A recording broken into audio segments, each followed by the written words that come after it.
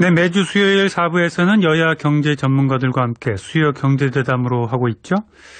이번 주에는 건설교통부 장관 또 행정자치부 장관을 지냈던 이용섭 전 새정치민주연합 의원과 함께 경제 현안들 짚어보겠습니다. 안녕하세요. 예, 안녕하십니까. 예, 오늘은 남북한 경제협력에 관한 얘기를 좀 해보려고 합니다. 예. 문재인 새정치민주연합 대표가 얼마 전에 남북이 경제 공동체를 먼저 이루자는 이를테면 한반도 신경제지도 구상을 발표했는데요. 어떻게 보셨습니까? 일부에서는 비판하는 여론도 있는 것으로 알고 있습니다만 제 생각으로는 문재인 대표가 최근에 발표한 정책 중에서 가장 훌륭한 정책이다. 저는 그렇게 평가를 하고 싶습니다. 네. 왜 그러냐면 지금 한국은 총체적 위기에 빠져 있거든요. 경제는 저성장과 양극화에 덫에 걸려 있고 사회는 모든 것을 돈으로만 평가하는 물신주의 또 승자 독식주의로 황폐화되고 천박해졌습니다. 예. 그리고 외교는 일본, 중국, 미국 사이에서 너크레카 신세로 전락을 했고 그렇다면 한국 경제가 이런 문제를 해소하고 재도약할 수 있는 가장 중요한 변수가 무엇이겠습니까? 저는 그걸 부관 변수라고 생각을 하거든요. 예. 그래서 가장 좋은 해결책은 남북한이 통일되는 것이지만 지금 통일이 되는 것은 바람직스럽지도 않고 가능한 일도 아닙니다. 그래서 대안으로 생각할 수 있는 것이 남북한 간의 경제 공동체를 구축하는 것이고 저는 이것을 오래전부터 주장을 해왔어요. 그래서 제가 이걸 주장하는 것은 경제 공동체가 실현되면 많은 이점이 있습니다. 네. 우선 남한과 북한 인구를 합해서 인구가 약 한 8천만 명 가까이 되고요.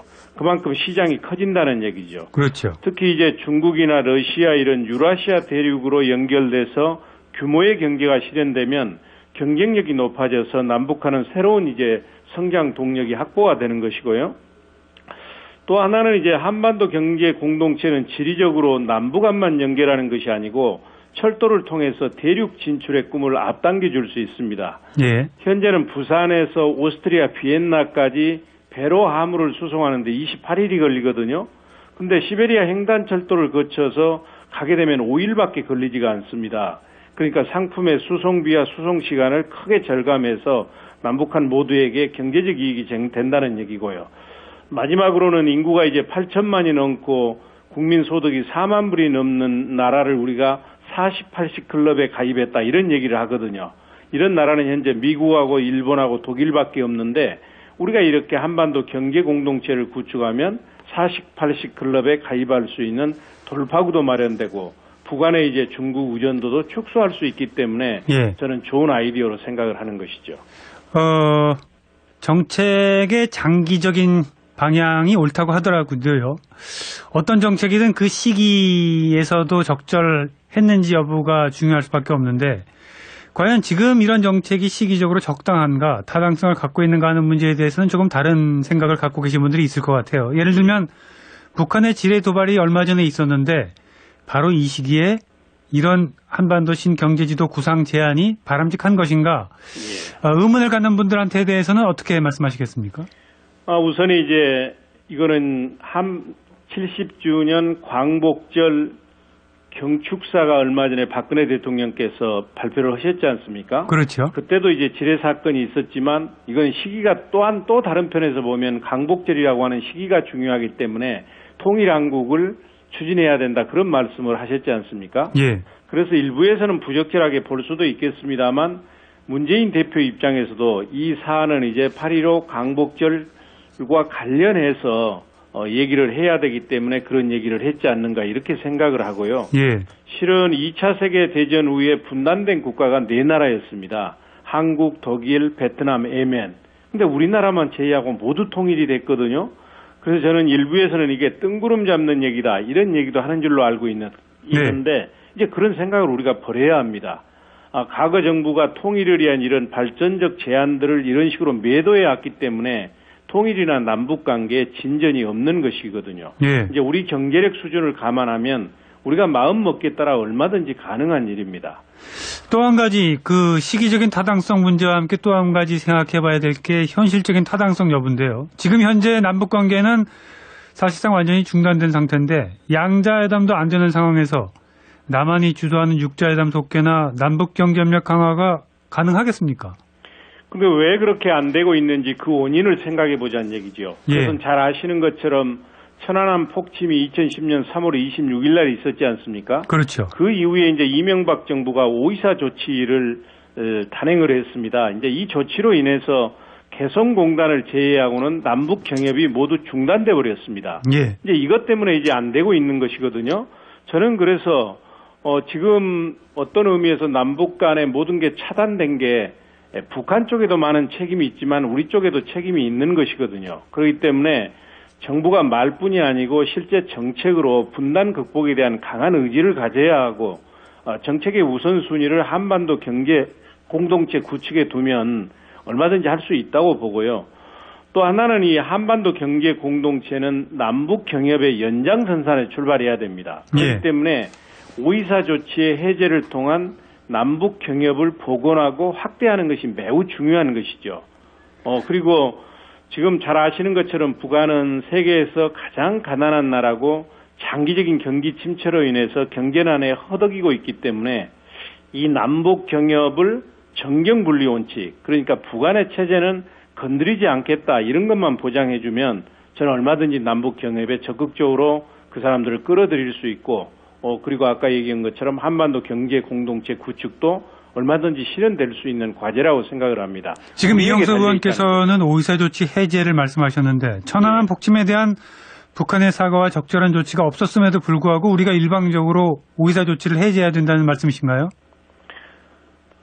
그러는데 이제 그 5.24 조치를 우리가 했던 것은 북한에 대한 징벌적 조치 아니겠습니까? 그렇죠. 그러면 북한에 대해서 징벌적 조치면 5.24 조치로 인해서 북한이 더 많은 손실을 얻고 아픔을 겪어야 되지 않겠습니까? 예. 근데 실제는 우리가 더 많은 손실을 입고 있거든요. 그래서 우리가 이 시점에서 5.24 조치로 우리가 얻은 것과 잃은 것을 냉철하게 분석해 볼 때가 저는 됐다고 생각을 하고요. 예. 실은 5.24 조치로 인해서 북한의 변화를 이끌어내겠다 이런 이제 생각을 가지고 있는데 이건 완전히 실패했습니다. 왜 그러냐면 남북 사이의 협력이 중단되면서 뭐 북한이 그 이전에 비해서 뭐 훨씬 어렵게 산다든지 그것도 아니고 또 우리와 협력이 필요하다고 느끼지도 않고 있고 또 북한 주민들이 그걸 함으로 인해서 뭐 남측에 호감을 갖게 되거나 우리 정책을 지지한 것도 아니거든요. 예. 근데 우리는 이런 게 너무 많습니다. 남북 교역에 종사하던 사업자들이 도산됐지요. 또 북의 투자나 경제협력은 모두 무산돼 버렸지요. 북한의 중국과 러시아에 대한 의존도는 엄청나게 높아졌고 남북 간 군사 긴장이 크게 높아지면서 대남 도발은 더욱 늘어나고 있지 않습니까? 예. 그러다 보니까 이제 와서는 우리 정부조차도 5.24 조치에 대해서 부담을 느끼고 있는 게 사실입니다. 그렇기 때문에 적절한 조건만 성숙되면 우리 정부가 5.24 조치를 해제할 의향이 있는 것처럼 통일부도 얘기를 하고 있고 예. 대통령께서 8.15 광복절에서 통일을 한국을 지향한다고 했는데 5.24 조치 없이는 통일은커녕 경제협력도 한 발자국도 나아갈 수가 없습니다. 그렇기 때문에 저는 5.24 조치 해제하는 게 맞느냐 옳느냐 이렇게 이분법적으로 얘기하면 이게 복잡해지거든요. 그렇게 예. 하지 말고 뭐 남북관계는 크고 길게 보아야 무엇이 국익과 국민의 안전에 도움이 되는지 그게 보이는 것이고 그런 차원에서 접근을 해야 된다고 생각을 합니다. 문재인 대표가 내놓은 한반도 신경제 지도에 구체적인 방안은 없거든요. 예. 현실적으로 어떤 방안이 우선 단계적으로 가능할 수 있을까요? 그래서 이제 제가 아까 잠시 말씀을 대강 드렸습니다만 우선은 구체적인 정책보다는 네. 정부의 의지가 중요합니다.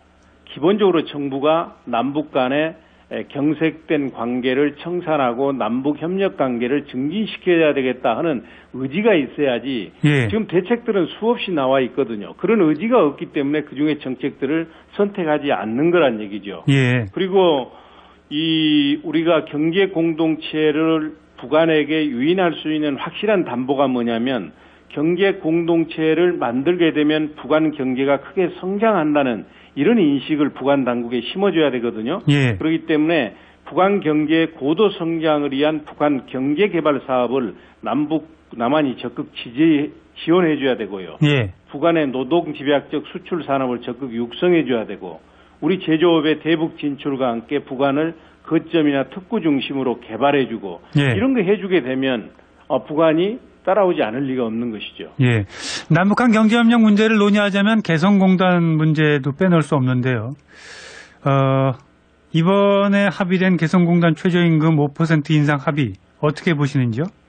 우선은 개성공단 북한 근로자의 임금을 놓고 그동안 갈등이 있었지 않습니까? 그렇죠. 이게 해소됐다는 점에서 저는 다행이라고 생각을 하고요. 특히 양측의 협상을 통해서 이 문제가 해결됐다는 점에서 어느 정도 진전이라고 생각을 합니다. 예. 저는 적어도 개성공단 일만이라도 서로 합의에 의해서 운영되는 시스템이 마련되면 좋겠고요. 거기서 신뢰가 쌓이면 또 이제 더 크게 신뢰가 확산될 수 있는 것이죠. 예. 끝으로 지금 경제계에서 큰 논란이 되고 있는 위안화 문제 잠깐만 정리하고 넘어가 보겠습니다. 장기적으로 중국의 경제 전망 어떻게 보세요? 우선은 위안화 문제에 대해서 말씀드리면 지금 얼마 전에 그 일본의 엔화나 유로화가 달러 대비 10 내지 20% 통화 가치가 절하됐어도 별 반응이 없었거든요. 그렇죠. 근데 중국이 한 사흘 동안에 4.6% 정도 위안화 가치를 떨어뜨렸는데도 세계가 지금 난리고 우리 증시도 폭락하고 중국 증시도 폭락을 하고 있습니다. 예. 얘기는 이제 중국의 영향력이 엄청나게 커졌다는 것을 얘기해 주는 것이고요. 저는 중국 경제가 넘어야 될 산이 많이 있지만 지금 G2라고 우리가 얘기를 하지 않습니까? G1을 향해서 앞으로 계속 전진할 것이다. 그렇게 저는 보고 있습니다. 네, 여기까지 들어야 되겠는데요. 예, 오늘 말씀 잘 들었습니다. 예, 감사합니다. 네, 지금까지 이용섭 전 새정치민주연합 의원과 함께했습니다. 고맙습니다.